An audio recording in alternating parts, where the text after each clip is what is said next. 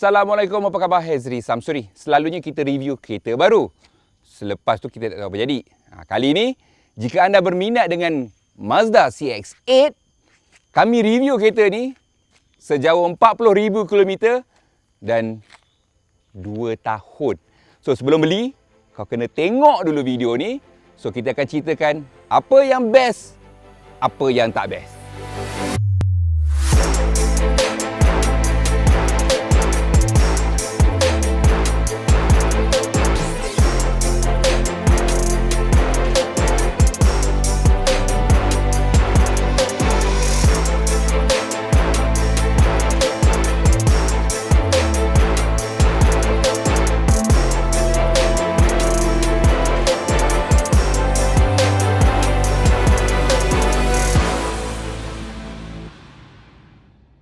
Kita boleh renew insurans kereta secara online saja. Mudah. Dibawakan oleh Etika General Takaful Berhad. Siap ada peraduan langgan dan rebut peluang menang kereta baru. Kereta apa? BMW 320i Sport. Tapi itu hadiah utama. Tetapi jangan risau sebab setiap bulan ada beza untuk dimenangi. 12 beza untuk 12 bulan. Syaratnya renew insurans di www.motortakaful.com. Tak perlu isi borang, tak payah slogan, tidak ada gores dan menang. Lengkapkan transaksi, tunggu pengumuman pemenang setiap bulan dan pemenang utama kempen ini. Motor Takaful, lagi cover, lagi power. Mudah banget. Mazda melancarkan model CX-8 ini dalam tahun 2019, lebih tepat lagi November 2019. Ada 4 varian yang dikeluarkan bermula daripada model 2.5G two-wheel drive mid-spec. Harga dia bermula daripada 173,000.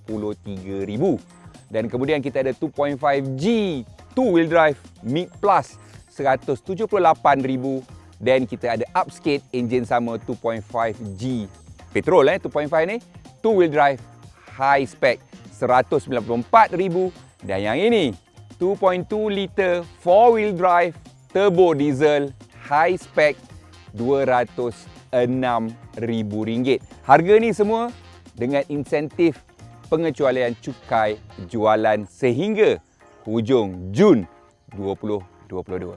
Mazda CX-8 ni sebenarnya, kalau kita tengok daripada luar lah, Mazda kata depan dia macam CX-9. Saya fail nak tengok macam mana dia menjadi macam CX-9 sebab CX-9 jauh lebih cantik, tapi betul lah dia lain sedikit saja daripada CX-5 dan dia sebenarnya berdasarkan CX-5 cuma dipanjangkan sebab dia boleh letak 7 atau 6 tempat duduk. Now, untuk review kali ni kita akan listkan, mula kita akan cerita benda-benda yang baik dulu dan kemudian benda-benda yang saya personally tak apa suka. So kita mulakan dulu dengan benda yang best. Nombor 1, enjin diesel 2.2 Skyactiv D ini. Dia menghasilkan 188 HP dan juga 450 Nm of torque. So torque dia tinggi, top speed dia claim top speed dia 200 km sejam. Now, gearbox dia ialah Skyactiv Drive 6-speed automatic dengan manual shift. Dan kalau anda nak tahu, varian diesel ini ialah satu-satunya varian dengan transmisi pacuan 4 roda 4-wheel drive. Now, fuel economy, Mazda kata dia boleh jalan 6 liter untuk setiap 100 km. So, dengan tangki sebesar 74 liter, dia boleh jalan lebih 1000 km.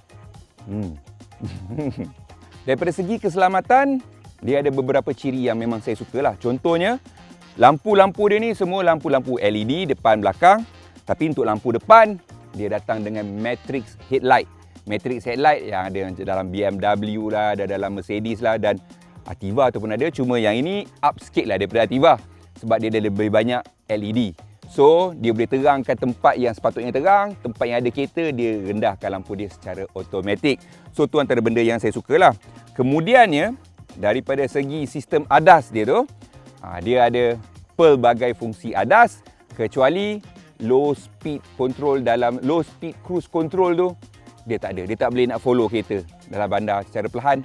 Dia tak boleh nak buat tu lah. Tetapi dia ada Smart City Brake Support untuk bahagian depan. Bahagian depan dia siap boleh detect pedestrian, pejalan kaki. Kalau pejalan kaki lalu, dia brake sendiri. Belakang pun dia ada juga autonomous braking. Dia akan brake kalau ada kenderaan. Dia akan brake sendiri. Yang ini menyelamatkan saya beberapa kali jugalah, terutama yang belah belakang ada tunggul kecil ke apa, tiba-tiba dia berhenti sendiri. Rupanya aku cek-cek ada batu nisan.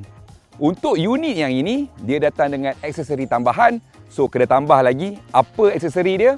Dia datang dengan Mazda SkyTint. Harga dia RM2,000. Kemudian door seal, tempat pijak kaki yang ada lampu kat tepi pintu bawah tu. Yang itu RM400. Dan juga skrin yang besar sedikit daripada 7 naik ke 8 inci touch screen. Yang itu kena tambah lagi RM1,000. Kemudian, untuk warna ni, mesin grey, anda kena tambah RM3,000 lagi. Warna merah dia tu pun, yang cantik tu pun, itu pun kena tambah RM3,000. Pearl white tu pun kena tambah RM3,000. So, anda congaklah sedikit berapa jadinya. Bahagian dalam dia ni pun terus menunjukkan kemewahan Mazda. So, leather seat Napa ni, warna dia bukan hitam, tapi lebih pada coklat-coklat sikit lah. So, nampaklah unik dia tu. Dan dashboard dia ni pun, Mazda memang selalu datang dengan dashboard yang simple. So, yang ni adalah nampak mahal dengan leather sikit kat atas sini dan kemudian adalah kayu plastik dekat sini. Dan sebenarnya kat tengah ni dia guna black piano finish. Tapi kita dah tukar pada benda lain. Beli dalam Shopee je bang. Dan dia datang dengan touch screen MDZ. Standard 7 inci, optional 8 inci. Touch screen dia ni datang dengan sistem Apple CarPlay ataupun Android Auto. Dia juga datang dengan auto hold untuk parking brake. So, even kat tengah center console ni pun leather. Ini pun leather. So, leather dia ni, kulit dia ni memang Napa leather memang lembut lah. Ini bau betul Napa leather kalau awak tanya saya, lembut. Selesa dan sedap. Dan dia datang dengan seat heater yang kita tak pakai pun.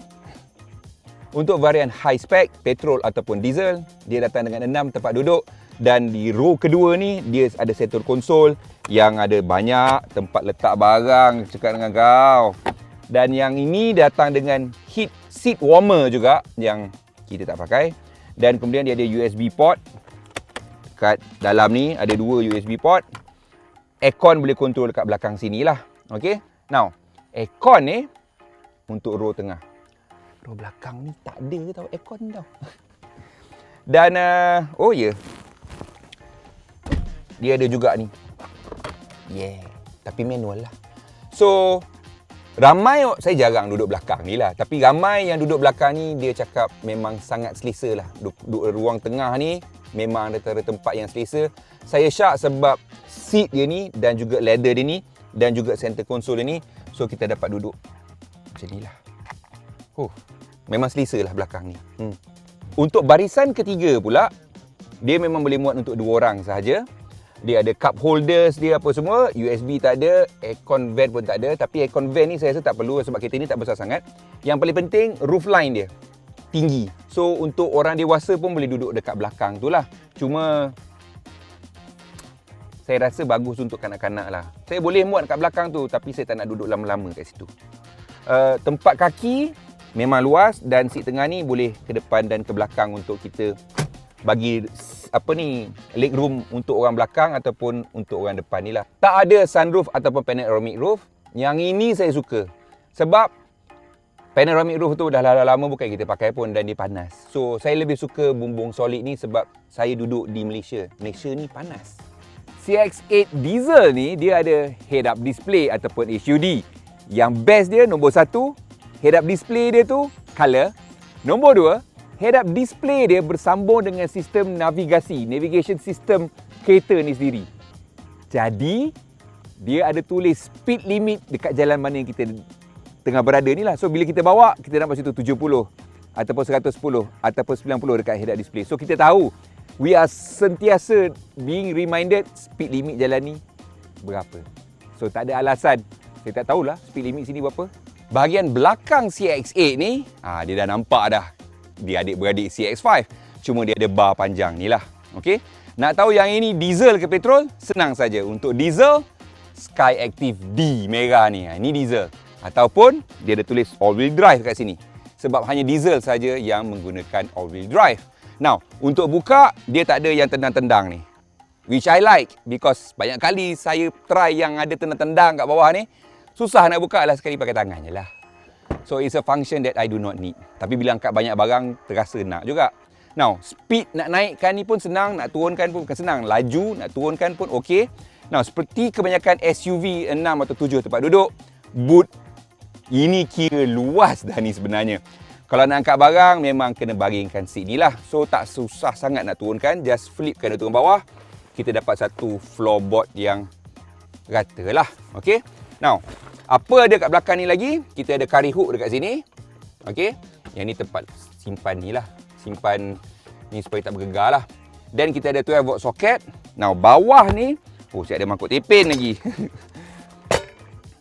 Ni nak tunjukkan memang kami betul-betul pakai kereta ni lah. Okay. Now, bawah lantai dia ni ada tempat simpan barang lagi. Okay. Tu dia. Banyak juga barang boleh simpan dalam ni.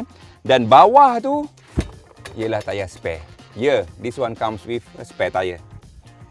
Mazda memang terkenal dengan package free service dia. So, yang Mazda CX-8 yang ini, masa kita beli dia dulu, kita dapatlah package 6 tahun free maintenance. Sekarang dah tak dapat, sekarang 5 tahun. Warranty 5 tahun ataupun 100,000 kilometer mana yang dahulu. Road tax pula yang diesel sebenarnya jauh lebih murah daripada yang petrol. Okey. Now, road tax untuk petrol ialah RM830.40. Itu yang road tax untuk petrol 2.5 liter. Untuk diesel RM592.80. So yang diesel lebih power, lebih jimat, road tax pun lebih murah.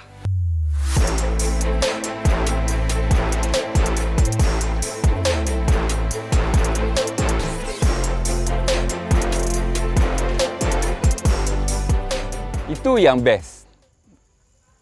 Don't get me wrong, kereta ni memang betul-betul selesa, sesuai untuk yang berkeluarga. Now, ini part yang tak berapa best. Tapi yang ini subjektif pada saya. Dia memang guna enjin diesel. Dan diesel memang saya sukalah sebab torque tinggi. Untuk kenderaan berat macam truck pickup, MPV, bagus torque yang tinggi. Supaya lebih selesa bawa dan lebih jimat. Cuma, yang ini guna enjin Skyactiv D. Dia memang kena guna Euro 5 dulu. Sekarang ni semua diesel dah Euro 5. Euro 5 B10 dan Euro 5 B7. Sebabkan enjin ni, teknologi Skyactiv ni, saya pun tak pasti dia guna B10 ke ataupun B7. Mazda pun tak pernah cakap. Tapi dia kata Euro 5. Maknanya B10 pun boleh. Cuma saya gunakan B7. Dan B7 20 sen lebih mahal dari Euro 5 B10. So, minyak mahal sikit. Lagi, power dia. Sebelum ni saya pakai Kia Grand Carnival, enjin 2.2 CRDI turbo diesel. Now, yang itu betul-betul boleh rasa enjin tu powerful. Walaupun saya bawa kenderaan sebesar bas sekolah tu, memang boleh rasa torque dia pergi macam mana. Tekan pergi. CX-8 ni enjin dia 2.2 liter juga. Tak sama ya. Ada orang ingat enjin kalau cc sama, dia guna enjin sama. Bukan. cc sama, teknologi lain. Enjin Skyactiv D ni, saya rasa Jepun dia punya approach towards an engine, diesel engine berbeza daripada Korean.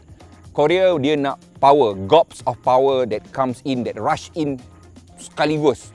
Untuk CX-8 ni, walaupun dia diesel, walaupun dia menghasilkan 450 Nm, kita tak akan rasa torque tinggi tu. Dia masuk sikit-sikit bila diperlukan. Bila on the roll, bila dah bergerak, kita tekan, dia memang tak ada masalah untuk memotong.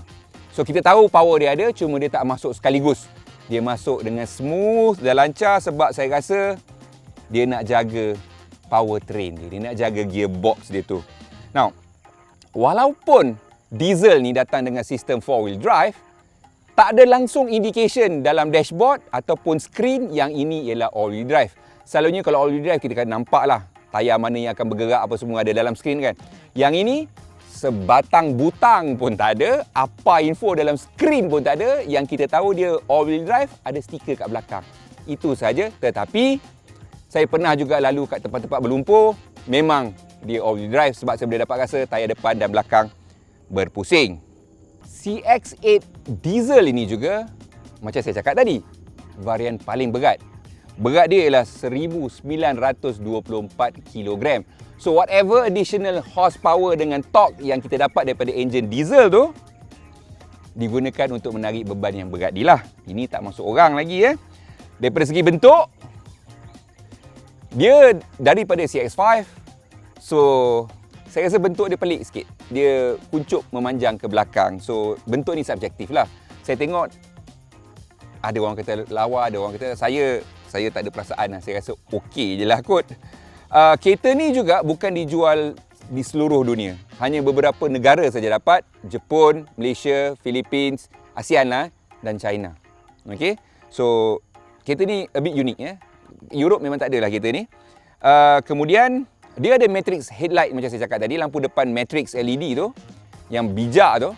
Sayangnya dia tidak ada butang ke apa ke. Okay? Untuk onkan dia kita kena tolak stok batang lampu tu ke depan. Baru dia on. So selalu saya terlupa nak onkan tu dan selalu orang ter-off-kan benda tu. Itu problem ni sebab dia tak ada button ke apa, tidak. Pada pendapat saya dia patut letak function tu dalam touch screen, on kat situ je dan off pun dekat situ saja supaya kita tak accidentally off-kan. Dan kemudian Mazda memang kedekut when it comes to the cabin. Cabin dia pada saya terlampau simple dan ini harga dah lepas RM200,000. Belah malam, dia tak ada ambient lighting. Lampu dekat footwell tak ada, lampu dekat pintu tak ada. Dia tak nampak mahal sebelah malam. Sebab engineer Mazda kata, apa barang pakai ambient lighting, tak ada apa-apa pun guna untuk driving. Dia fokus lebih pada driving and functionality. Benda cantik-cantik, dia tak faham. Tapi dalam dunia sekarang, kalau Proton pun ada ambient lighting, takkan Mazda tak nak pasang kot. Instrument cluster dia pula yang kat depan meter tu memang ada screen, tapi screen dia ni tidak bersambung dengan touch screen. Maknanya kalau kita main muzik ke apa ke, info tu tak akan keluar di instrument cluster. So tu satu benda yang saya rasa Mazda perlu tukar. And then touch screen dia. Yang ini lebih pada safety. Mazda kata bahaya kalau driving dan guna touch screen. So bila kita drive, touch screen dia off. Bukan screen tu off, kau tak boleh nak guna touch screen. You have to use the macam iDrive knob kat tengah tu. Pelik sikit kan, tapi itulah Mazda. Now, saya tahu ada juga individu yang menawarkan perkhidmatan jailbreak supaya boleh guna touch screen tu semasa memandu. Tapi hati-hati sebab yang itu warranty untuk warranty untuk entertainment system tu dah void lah kalau buat tu. Screen standard 7 inci, optional 8 inci, dua-dua kecil. Terus terang cakap Mazda punya screen terlampau kecil untuk zaman sekarang. Ni satu lagi benda yang paling pelik. Mazda tak ada central locking button. So bila kita dalam kereta, anak nak turun, nak buka kunci, kena tarik kunci kita. Dia tak ada central locking button tu. Puas cari call. Memang tak ada lah bos. Why tak ada? Untuk diesel, dia datang dengan roof rail. Nampak tu? Ada roof rail besi atas tu. Dan bila kita nak pasang tulis, dia punya rack dia tu kena pasang atas roof rail dan jadinya dia lebih tinggi. So bila saya pasang kotak saya, dan kotak saya bukan yang paling besar tu. Kotak saya yang sedang, yang slim tu pun tinggi dan saya kadang-kadang risau nak masuk parking basement. Sebab tu saya selalu buka je benda tu. Roda alloy dia ni nampak macam kecil kan? Sebenarnya itu 19 inci. Ya, 19 inci tu. Ya betul, cantik, besar. Harga tayar pun mahal ya. So abang-abang yang beli X70 masuk rim 19, jangan mengadu kalau kata tayar mahal ni, patut kerajaan kena tolong kita beli tayar. Jangan nak mengada. Sebelum beli, fikir dulu. Kereta ni datang dengan walkaway lock. Maknanya, bila kita berjalan jauh daripada kereta, dia akan kunci sendiri. Bagus. Problem dia ialah, dengan Mazda ni, kita keluar, macam daripada saya keluar dari pintu pemandu, dan saya berjalan nak pergi ke pintu sebelah sana. Pintu penumpang sebelah sana. Dalam saya berjalan tu, dia dah lock sendiri. Saya buka pintu, keluar daripada pintu pemandu, nak pergi ke boot, dia dah lock sendiri.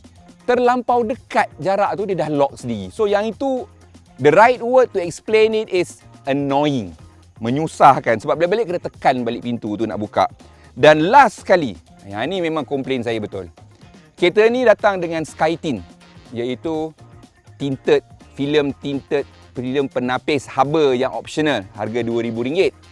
Terus terang cakap RM2,000 dia tak berapa premium sangat lah So okey lah. Problem dia ialah bila saya letak reverse cam dekat belakang, tinted tu cabut. Takkanlah reverse cam kecil tu pun dia boleh cabut. Bukan reverse cam lah, dash cam lah yang belakang tu dia cabut. Dia dah tanggal. So nak ganti tu ataupun nak komplain tu, pergi ke tempat kedai tinted tu, dia kata tak boleh. You kena pergi service center buat report baru boleh. Pergi service center dia kena buat report dulu, kena submit dulu. Dia tak boleh ganti kat situ. Last kali saya rasa, saya ganti sendirilah. Lebih cepat, lebih mudah. Banyak yang kita komplain ni kan. Yelah, dah pakai 2 tahun, 40,000 km. Logik lah. Tapi manusia memang sentiasa tak puas hati. Overall, saya suka sebenarnya kereta ni. Apa yang saya komplain tu pada pendapat saya, benda-benda remeh. I can still live with the car. Benda-benda tu tak ada masalah langsung lah. Yang paling penting, kereta ni selesa, ahli keluarga saya suka dan hati saya senang. Sebab the last thing that I want in a family car ialah sebuah kereta yang rosak tengah jalan. So far Alhamdulillah kereta Jepun tidak pernah mengecewakan saya dan Mazda in terms of build quality dan daripada segi keselesaan, Mazda dah atas sikit. Sebab tu Mazda berani letak harga macam ni. Dan saya tak rasa pun saya terlebih bayar. Saya rasa apa yang saya bayar berbaloi dengan apa yang saya dapat. So harapnya info ni dapat membantu anda membuat keputusan sebab kereta ni bukan benda murah, bukan kita boleh tukar setahun 2, betul tak? Dan yang ini untuk keluarga. So pada pendapat saya, nak kata membazir tak juga, dia lebih pada pelaburan yang ialah untuk keluarga. Keselesaan keluarga tu kita tak boleh nak nilai gunakan wang ringgit, betul tak? Sekian saja daripada saya, Hazri Samsuri. Assalamualaikum. Jangan lupa subscribe channel kami dan tekan butang loceng supaya anda tahu bila video baru kami akan muncul.